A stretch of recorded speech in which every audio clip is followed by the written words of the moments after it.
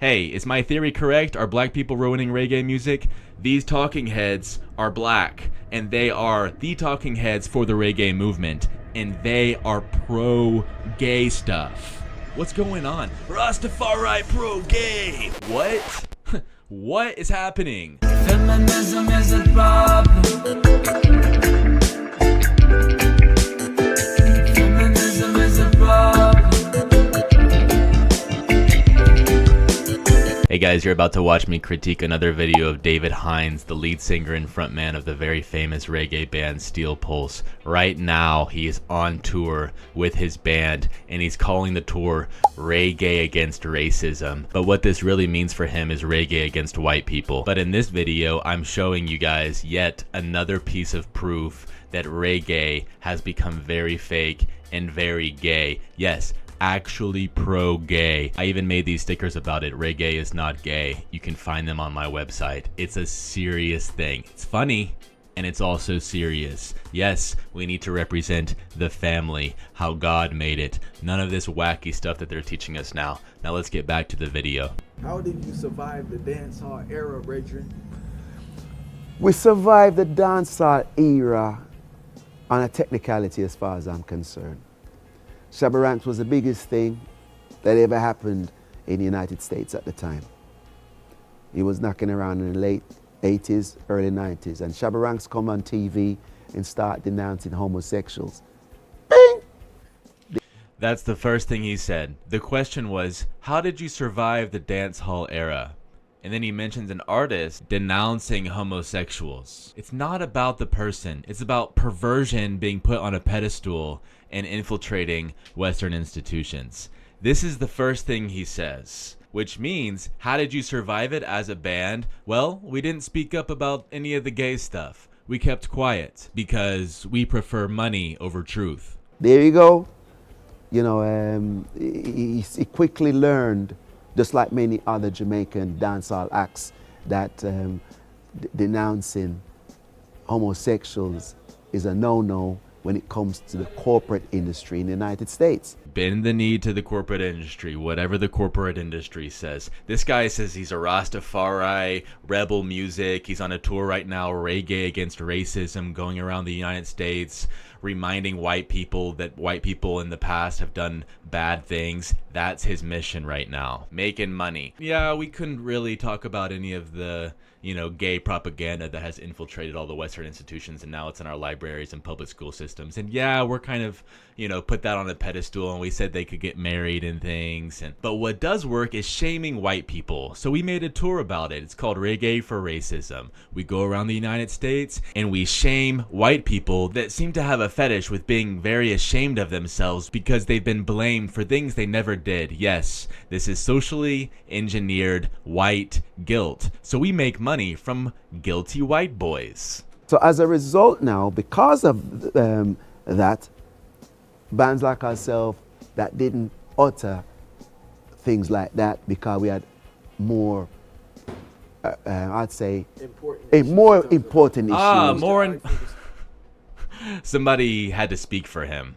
More important issues. Oh, the reason that we survived the dance hall era is because we didn't speak up about any of the gay stuff happening. So that's actually why we were successful. And and we also just had more important things to talk about. So dishonest. Well, I can tell you how it is in Jamaica. I've been there on and off. I wasn't born there, but I am more than familiar with the Jamaican culture. And a lot of these artists got their claim to fame based on, for example, Jamaica is a homophobic society. So once you...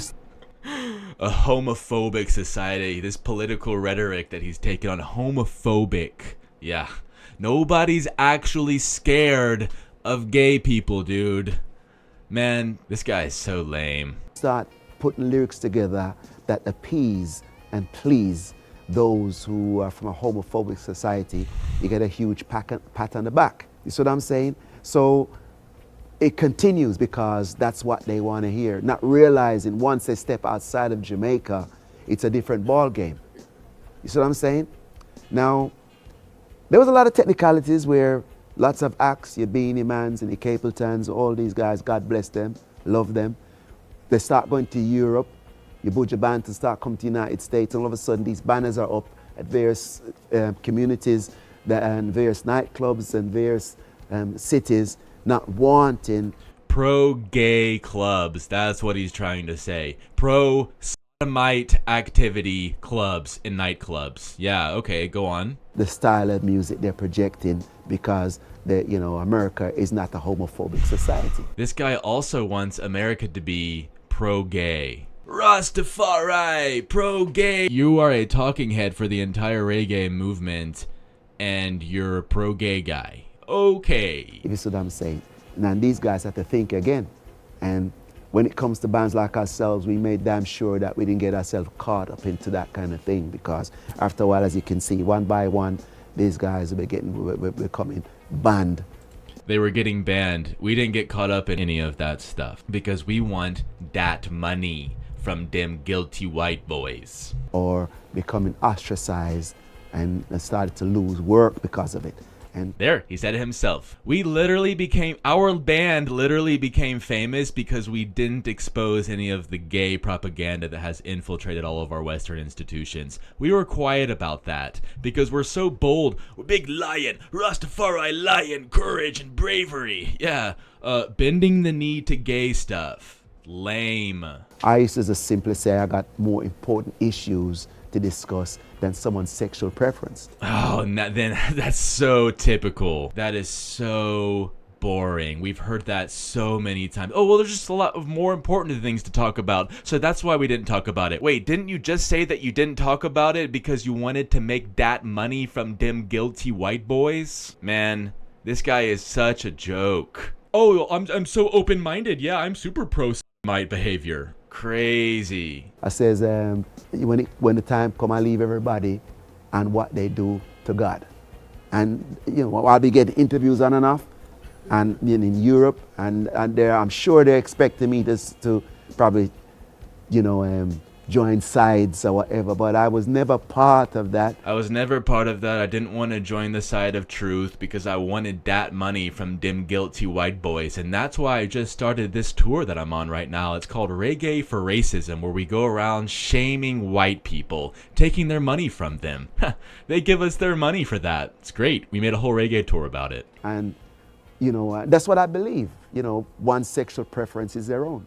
And, I'm no limits, no boundaries. There's pedophiles, there's incestuous relationships.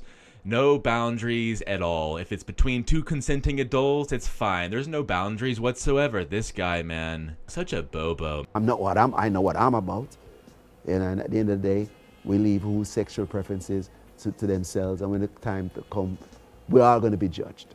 You see what I'm saying? But this is what Hey, that's true. We are all going to be judged. That's absolutely true. Hey, I'll give him credit for that. That is true. Everything else you've said, super dishonest. I believe is the reason.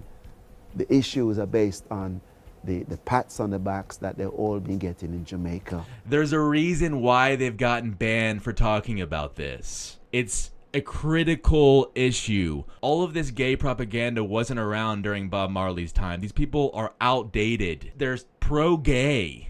What's going on? Rastafari pro-gay. What? What is happening? Hey, is my theory correct? Are black people ruining reggae music? These talking heads are black, and they are the talking heads for the reggae movement, and they are pro-gay stuff. Yeah, gay propaganda has infiltrated our Western institutions. It's in the libraries. It's in the public school systems. Gay stuff. Wake up. Reggae movement is so far behind. And they continue to do so because it gained momentum for them. But they're slowly realizing, one by one, that it's something I think we better start discussing other issues right now. Yeah, we just gotta be discussing other issues because we want that money from them guilty white boys. That's why we're going on this tour. Reggae against white people. I mean reggae against racism. Feminism is a problem. Feminism is a problem.